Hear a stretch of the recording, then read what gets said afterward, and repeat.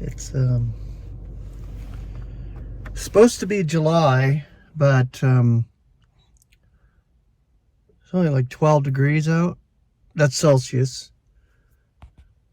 A flock of seagulls over there. I don't know. Just crazy ass weather. Just tired of it, man. Tired of it. Tired of all the rain.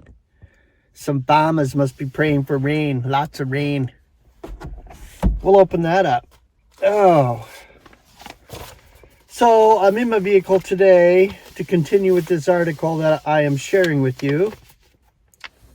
Last video was a nice, beautiful weather in my backyard. And now I'm wearing clothes. I shouldn't have to wear clothes in July. But apparently I am. Okay, so we're going to do a short video today in the next section that I'm going to share with you. In this article, some of these writers still use terms which really should not be used when it comes to our expectation. This man uses the word hope and uses it a lot. So I'm going to replace the word hope with expectation, which we have. A solid expectation in Christ. If it was a hope, then we would hope it would happen. But no, it's going to happen. Our expectation to be snatched away. Our expectation to be among the celestials. Our expectation in Christ. Okay, there's a close harmony in these three features. One expectation, one Lord, one faith, one baptism. Okay.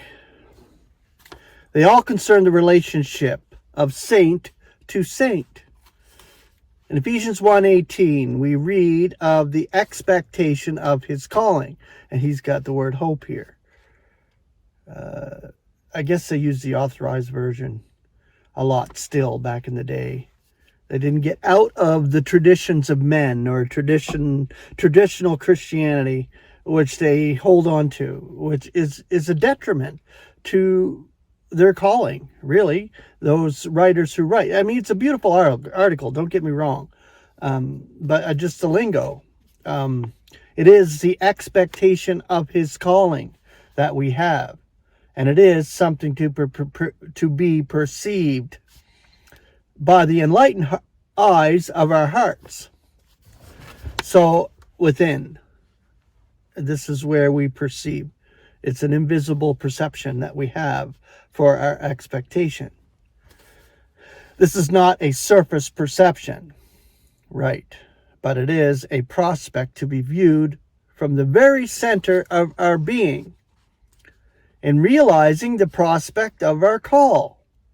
We know that there must be a prior expectancy in the Christ, which we have. Our call is in grace, and it is heavenly or celestial, both in character and location.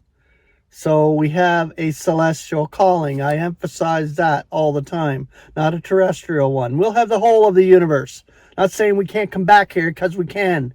We'll have the whole deal in Christ. The whole of creation as God would have it. And each member will play a part among the celestials. Thus, there's no need to pass through the tribulation or the time of Jacob's trouble. We are then saved from the tribulation. 1 Thessalonians 1:10. So then we have an expectation to meet our Lord in the air. He uses the word hope here. It's not a hope. 1 Thessalonians 4:13 through 18. And await our change. We must put on immortality. We must put on incorruption. We must be changed. Philippians 3:20 and 21. And being able to fulfill our destiny, which is revealed to us in prospect. One body are we, one spirit have we, one hope. He uses the word hope here. One expectation in our hearts. Soon we expect to be realized. These three are essential. One body, one spirit, one expectation.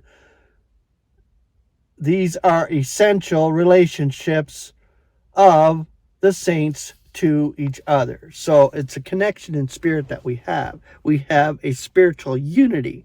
It's not a physical unity. It's a spiritual connection that we have, and we have it in Christ. So when we get together, this is why when we do get together, it's like we've been together forever, because we have that solid spiritual connection. If it's broken by some kind of